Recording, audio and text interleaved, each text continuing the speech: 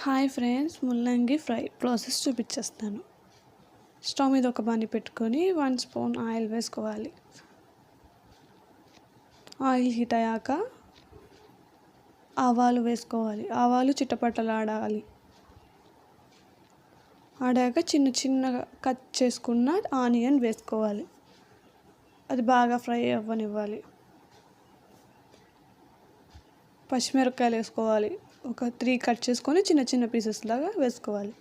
ఎండుమిరపకాయ ఒకటి వేసుకోవాలి. అది కూడా ఫ్రై చేసుకోవాలి. చిటికెడు సాల్ట్ వేసుకోవాలి. పసుపు కూడా వేసుకొని మిక్స్ చేసుకోవాలి.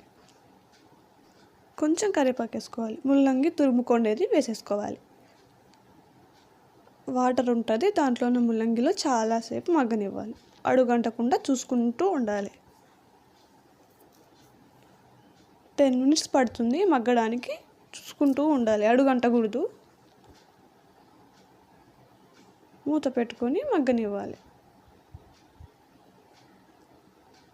మగ్గాక కొంచెం కొత్తిమీర చిన్న చిన్నగా కట్ చేసుకొని ఎంతో టేస్టీ ముల్లంగి ఫ్రై రెడీ. మీకు నచ్చినట్టయితే లైక్, షేర్, కామెంట్, సబ్స్క్రైబ్. మీకు నచ్చినట్టయితే పూరీలో కూడా